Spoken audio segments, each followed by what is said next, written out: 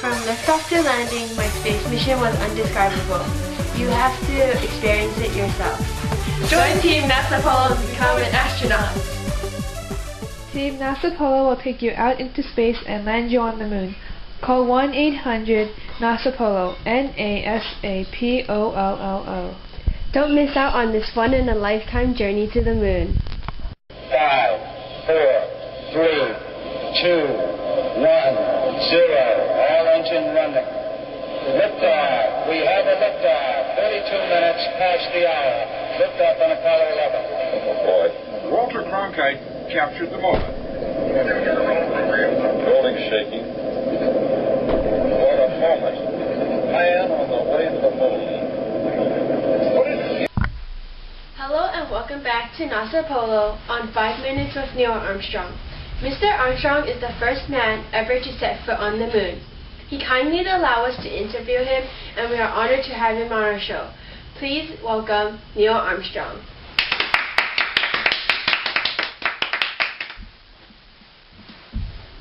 Thank you for joining us today, Neil Armstrong. It is a pleasure.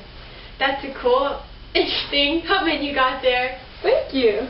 To start off, how did you feel when you first stepped on the moon? The exciting part for me as a pilot was the landing on the moon. That was the first time we had achieved the national goal of putting Americans on the moon. The landing approach was by far the most difficult and challenging part of the flight. Walking on the lunar surface was very interesting, but it was something we looked on as reasonably safe and predictable. So the feeling of elation accompanied the landing rather than the walking. What was the most exciting thing about your journey to the moon? As in the answer before, the most exciting part of the flight was the descent and landing on the lunar surface. This part of the flight had never been done before.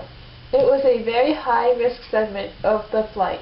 The strategy was extremely complex, and the spacecraft systems were heavily loaded. What was it like training for landing on the moon? America was in a race with the Soviet Union, and in a race, the competitors must run hard. Space crews and their engineers and technicians on the Apollo program were working 15 hours a day, 6 days a week. Astronauts on the program spent about one-third of their time planning the flights and the details of their complex assignments. Another one-third of their time was spent in testing the spacecraft and its system prior to flight.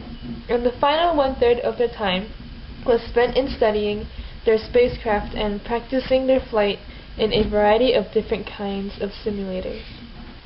What do you think will happen in space in the future?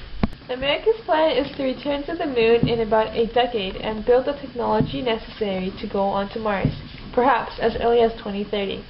Of course, there will continue to be unmanned probes exploring the far reaches of the solar system and beyond. Let's take a look at this video. The ghostly image was beyond words. Armstrong paused on the bottom rung of the ladder and planted his left boot on the lunar dust. It's one small step for man, one giant leap for mankind. That's one small step for man, one giant leap for mankind. Do you recall how you came up with that, a small step for man? What was the inspiration for it?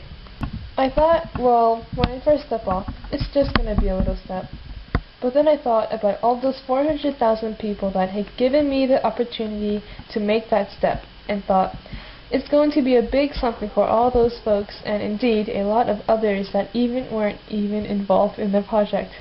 So it was a kind of simple correlation of thoughts. You sometimes seem uncomfortable with your celebrity, that you would rather not have all this intention. No, I just don't deserve it. But look, how many people have walked on the moon? 12? You were the first. You were chosen to do that. That's special. Yeah, I wasn't chosen to be first, but I was just chosen to command that flight. Circumstances put me in that particular role. That wasn't planned by anyone. In the midst of all your professional achievements, you managed to have a family and get married. Was it a difficult balance for you to maintain both sides of your life? The one thing I regret was that my work required an enormous amount of my time and a lot of travel. And I didn't get to spend the time I would have liked with my family as they were growing up. Alright, thank you, Neil Armstrong, for allowing this interview to be possible. No problem. This concludes our segment on 5 Minutes with Neil Armstrong. Join us next time on NASA Polo with 5 Minutes with Buzz Aldrin. Buzz Aldrin is the second astronaut to walk on the moon. See you next week. Goodbye.